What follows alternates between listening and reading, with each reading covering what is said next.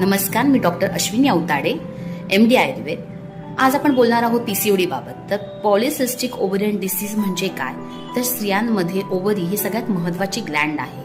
ज्या वेळेला ह्या ग्लँडवरच सिस्ट निर्माण होतात त्यावेळेला ह्या डिसीजला पॉलिसिस्टिक ओव्हरियन डिसीज म्हणतात। आता जे ओव्हरीचं महत्त्वाचं काम आहे की एक प्रोडक्शन करण्याचं, ह्या पॉलिसिस्टिक ओव्हरियन डिसीजमुळे ह्याच कामामध्ये आपल्याला मर्यादा निर्माण होते आणि त्यामुळे इरेग्युलर मेन्सेस होणं, त्याचबरोबर वेट गेन, त्यानंतर स्त्रियांमध्ये सुद्धा केस उत्पन्न होणे, हे अशा पद्धतीचे मूड स्विंग, अशा पद्धतीची शारीरिक व मानसिक लक्षणं आपल्याला बघायला मिळतात। आणि पीसीओडी हा आजार पुढे जाऊन आपल्याला इन्फर्टिलिटी तर निर्माण करतो, पण त्याचबरोबर ज्या रिप्रोडक्टिव्ह सायकलमुळे स्त्रिया blood pressure, diabetes, heart attack सारख्या आजारांपासून आतापर्यंत सावध आहेत किंवा आतापर्यंत त्यांचा बचाव होत आलेला आहे, पीसीओडी त्याच्या वाढत्या प्रमाणामुळे आजकाल स्त्रियांना त्या आजारांना कमी वयात सामोरं जावं लागतं। मग हा पीसीओडी होण्याच्या मागचं मेन कारण जे आहे ते सध्याची सेडेंटरी लाईफस्टाईल, तुमचा एक्सरसाइज मुलींमध्ये किंवा लेडीजमध्ये एक्सरसाइज न करणं,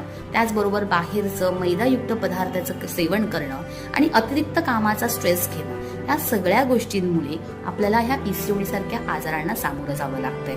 आता मग आपण ह्याच्यासाठी काय काय ट्रीटमेंट्स करू शकतो? तर पीसीओडी हा आजार जो आहे हा कफ आणि पित्त ह्या दोषांच्या दृष्टीमुळे आणि मेदधातूच्या दृष्टीमुळे झालेला असतो। मग ह्या तिन्ही गोष्टींना, ह्या दृश्यांना जर आपल्याला क्लीन करायचं असेल किंवा ह्यांचं जर आपल्याला सुधारणा याच्यामध्ये करायची असेल, ह्याच्यावर जर चिकित्सा करायची असेल तर स्नेहन, स्वेदन, बस्ती आणि विरेचन कर्म ह्या पद्धतीचे पंचकर्म तुमच्या शरीरामध्ये करणं हे अपेक्षित असतात।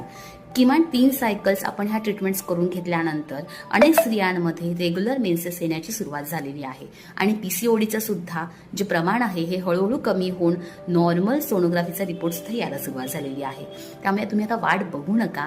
पीसीओडीसाठी हॉर्मोन ट्रीटमेंट्स करून पुढे कॉम्प्लिकेशन्स तयार करण्यापेक्षा अगोदरच लवकरात लवकर चेकअप करून तुम्ही पूर्णपणे पंचकर्म, योग्य आहार विहार ह्याचं मार्गदर्शन करून ते अवलंबन करून ह्या आजारापासून लवकर मुक्त व्हा। Thank you.